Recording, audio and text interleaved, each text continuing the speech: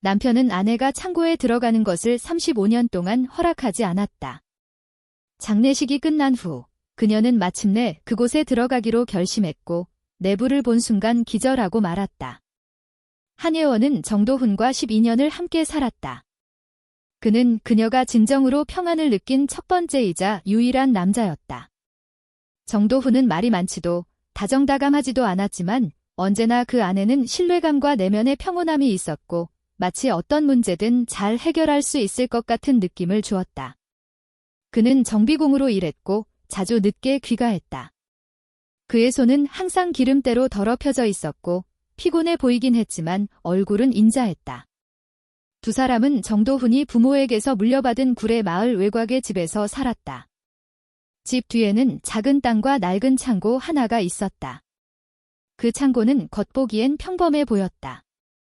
세월에 바랜 나무 판자, 비뚤어진 지붕, 띠걱거리는 문 그러나 첫날부터 한예원은 그곳에 절대 들어가지 말라는 엄격한 금지를 받았다.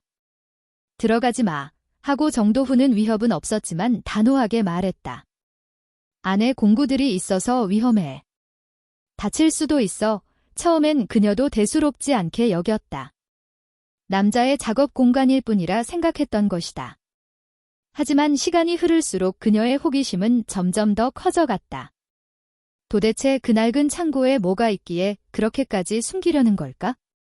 정도훈이 집에 있어도 창고는 항상 자물쇠로 잠겨 있었다. 그녀는 더러워진 창문 너머로 안을 들여다보려 했지만 흐릿해서 아무것도 보이지 않았다. 가끔은 창고 근처로 조용히 다가가 무슨 소리가 들리는지 귀를 기울였지만 언제나 고요했다. 때때로 밤이면 정도훈은 무언가에 깨어난 듯 일어나 밖으로 나갔다가 10분쯤 후에 돌아오곤 했다. 한예원이 묻자 그는 늘 이렇게 대답했다. 그냥 괜찮은지 확인하러 나간 거야. 이 창고 이야기를 꺼내면 정도훈은 신경질적인 반응을 보였다. 그는 소리치지도 욕하지도 않았지만 눈빛이 무겁게 가라앉으며 마치 폭풍을 억누르고 있는 듯 했다. 나를 믿지 못하겠어 하고 그는 한 번은 그녀를 똑바로 바라보며 물었다. 믿어. 하지만 가족인데 가족은 믿음이잖아. 왜 못 들어가게 하는 거야? 들어가지 마 약속해. 그녀는 그의 말을 따랐고 그의 경계를 존중했다. 하지만 마음속 깊은 곳에서는 여전히 목덜미가 간지리는 듯한 호기심이 사라지지 않았다. 세월이 흐르면서 두 사람은 의학적인 이유로 아이를 갖지 못했다. 그것은 둘이 공유하는 슬픔이었고 정도훈은 거의 그 이야기를 하지 않았고 한예원도 일부러 언급하지 않으려 했다. 시간이 지나며 그들의 관계는 점점 더 조용하고 평온해졌다. 그러던 어느 날 정도훈은 중병에 걸렸다. 의사들은 병이 빠르게 진행 중이며 몇 달밖에 남지 않았다고 했다. 그는 병원에 입원하기를 거부하고 집에 머무르기를 원했다. 한예원은 끝까지 그를 간호했다. 그는 말수가 여전히 적었지만 눈빛엔 무언가 전하지 못한 슬픔이 어려 있었다. 이혼하고 그는 어느 날 아주 약한. 하지만 그녀가 몇 걸음 앞으로 나아가자 눈이 어둠에 익숙해지면서 그녀는 그 자리에 얼어붙은 듯 멈춰섰다. 마치 땅에 뿌리를 내린 것처럼.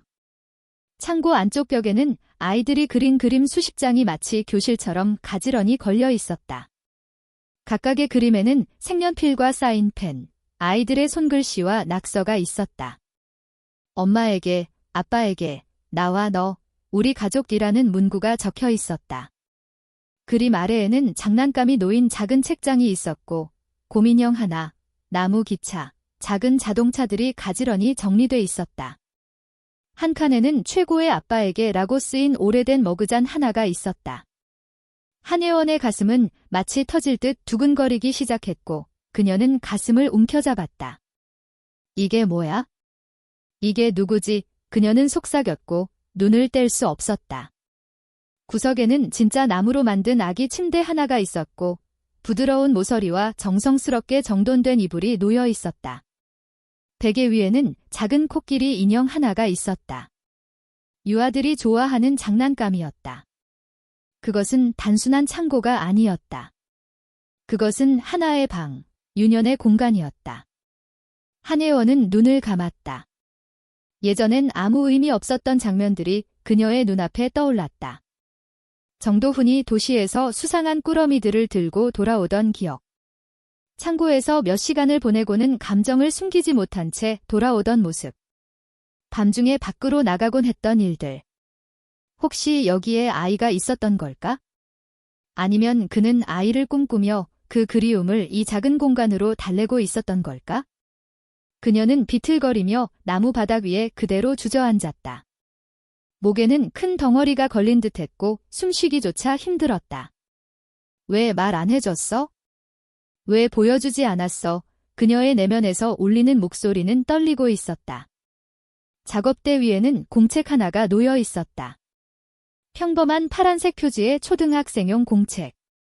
그녀가 그것을 펼치자 첫 줄엔 이렇게 적혀 있었다. 아빠의 일기 오직 나를 위해, 그리고 너를 위해. 언젠가 내가 이것을 찾게 된다면 한예원은 페이지를 넘겼다. 정도훈의 정갈한 글씨가 보였다. 오늘 또 예원은 창가에서 슬퍼 보였다. 우리는 그 얘기를 하지 않지만 그녀가 얼마나 괴로운지 안다. 난 너를 위해 침대를 만들었단다, 아들아. 내가 언젠가 이곳에 올 수 있을진 모르지만 너는 이미 내 마음속에 살고 있는 것 같아. 난 너를 위해 코끼리 인형을 샀단다. 그것이 내 잠을 지켜줄 거야. 이 꿈이 실현될진 모르지만 이 꿈이 나를 살아가게 한다. 예원이는 몰라. 난 그녀가 이 공간을 보는 걸 원하지 않아. 혹시라도 그녀가 상처받을까봐. 그녀는 단지 이곳을 창고로만 볼 수도 있어. 난 내 웃음소리를 들어. 내가 여기에 없는데도 어쩌면 내가 미친 걸지도 몰라. 하지만 그 상상이 나를 살게 해. 그리고 내가 더 이상 이 세상에 없다면 제발 나를 용서해다오. 내가 진짜 삶을 너에게 주지 못한 것을. 한혜원의 손에서 공책이 떨리고 있었고 눈물은 그대로 페이지 위로 떨어지며 잉크를 번지게 했다. 정도훈은 잔인한 사람이 아니었다. 그는 끔찍한 비밀을 숨기고 있었던 것이 아니었다. 그는 꿈을 만들어내고 있었다. 그녀조차 전혀 눈치채지 못했던 세계를 조용히 지어 올렸던 것이다. 그녀를 믿지 않아서가 아니라 그녀를 너무도 사랑해서. 괜한 아픔을 주고 싶지 않아서. 한혜원은 아기 침대와 베개, 벽에 걸린 그림들을 쓰다듬었다. 그것은 진짜 아이의 그림이 아니었다. 그것은 정도훈이 직접 그린 꿈이었다. 그는 아들이 어떤 모습일지를 상상하며 그림을 그렸고 이 모든 것에 정비공의 기름 묻은 손으로 하지만 어린아이처럼 순수한 마음으로 사랑을 담았다. 그녀는 문득 그가 언젠가 말했던 그 말을 떠올렸다. 우리를 위해서 거긴 가지 마. 이제 그녀는 이해할 수 있었다. 그는 비밀을 들킬까 두려웠던 것이 아니었다. 그가 얼마나 괴로워했는지를 알게 될까 두려워했던 것이다. 몇 시간이 지나서야 한혜원은 창고를 나올 수 있었다. 그녀는 문을 닫았지만 다시는 자물쇠로 잠그지 않았다. 다음 날 그녀는 다락방에 보관되어 있던 자신의 오래된 어린 시절 장난감 상자를 가지고 돌아와 정도훈이 남겨둔 장난감들 옆에 조심스럽게 놓았다. 일주일 후 그녀는 창고에 전등을 달고 벽에 페인트를 칠했으며 그곳을 상실의 공간이 아닌 사랑의 기억으로 가득한 추억의 방으로 바꾸었다. 이제 한예원은 매일 이곳을 찾았다.